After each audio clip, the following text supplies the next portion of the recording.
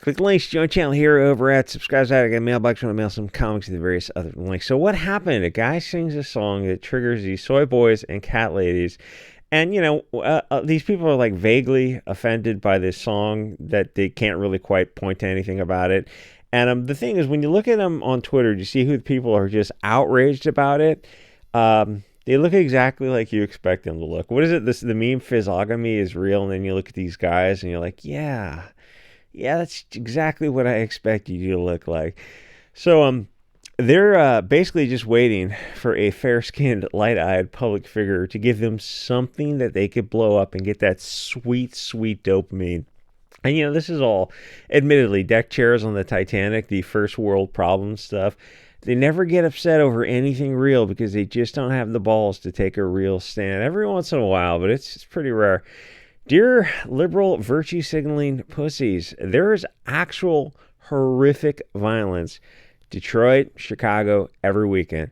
Detroit had about 1,000 people who were deleted last year, and not one celebrity spoke out about it because it's not blonde men doing it.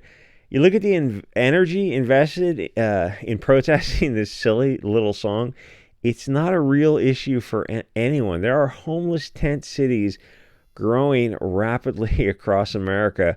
Our politicians are laundering your taxes into Ukraine and other foreign aid into their own pockets. They're not worth. They started off as worth nothing, and then they come out of office worth $50 million. Like, yeah, maybe someone should investigate that. Well, don't hold your breath on that. Celebrities never give two rat's tails about anything important if the wrong people are doing it. Hey, have you guys seen St. Louis? Every day somebody terminally donates hemoglobin to the streets, and literally nobody gives a darn about it. And if I got on social media and said, yeah, nobody should care, those people deserve it, they, them, screw them, then the left would lose their minds about me saying that, but not about the actual underlying issue. They actually want crime to continue. That's why they put those Soros DAs in there for that. Ray Kim Fox, it's mutual combat. Yeah, he paid $700,000 to put her in office, and she's that type of DA is just one of many that he puts in office. Spends hundreds of thousands of dollars to put them in office. The mutual combat district attorney. You think I'm kidding? You can look up Kim Fox mutual combat. You go, oh, is this a third world country? It's a yes. It's on its way. Yes, it's very much on its way. I can tell you honestly, no hyperbole, it's not a first world country anymore. It hasn't been in decades.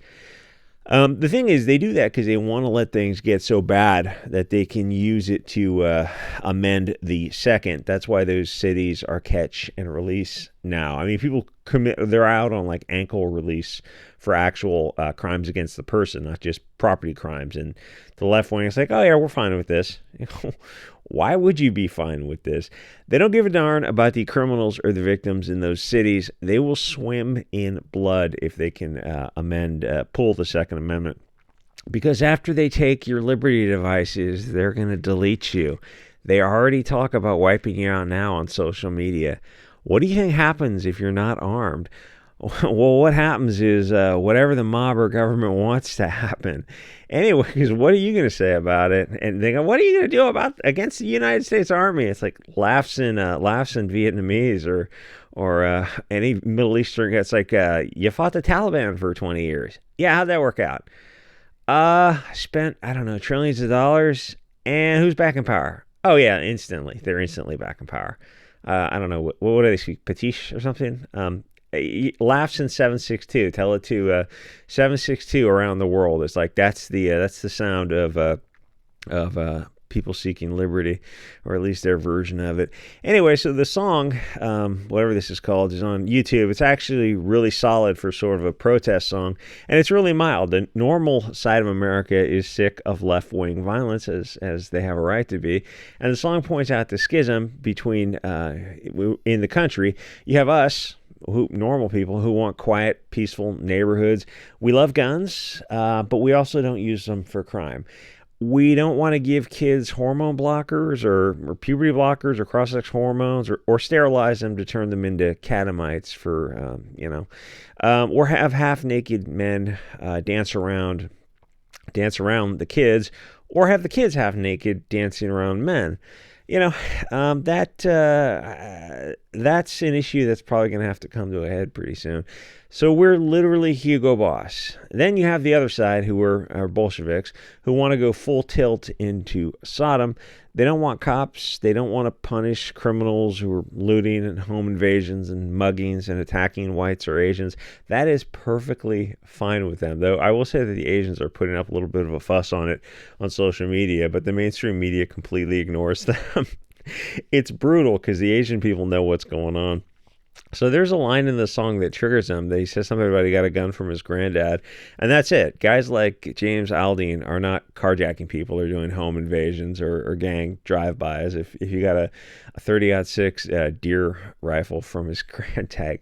Keep in mind, Snoop Dogg, a guy who beat a murder charge when he was a 19-year-old gangbanger, had a song where he deletes the president of the United States. He points a revolver at him, and these hypocritical celebrities didn't say a word about that. Or who was that comedian, in quotes, that red-haired Kathy Griffin, I think, who did her own little terrorist video about decapitating the president of the United States. And it's like, oh, that's stunning and brave. Yeah, is it? No, I mean, it's just, that's some would say that's in bad taste. Some would say it's a stochastic terrorism, because, that's precisely what it is.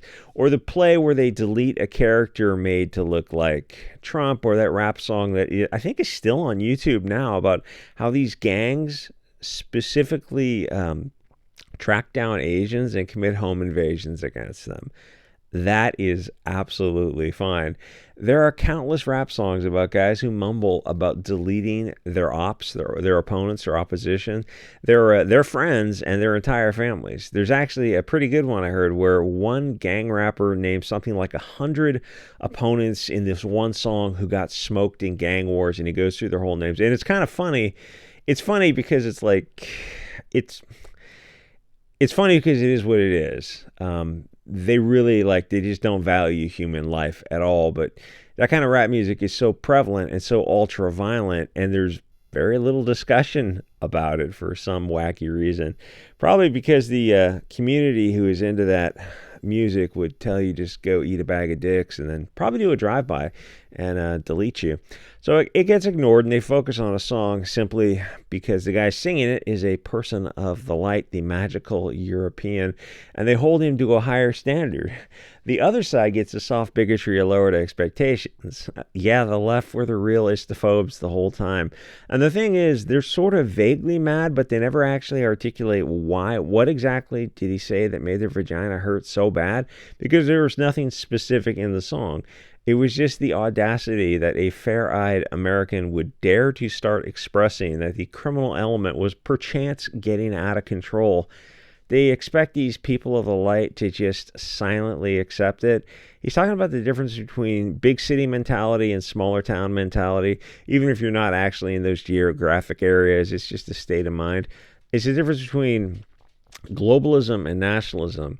It's the age-old people who socialize internationally or nationally, which explains why cities are such degenerate, dystopian cesspools of depravity and filth, because people are rootless and alone in a city of millions, which is what the globalists want.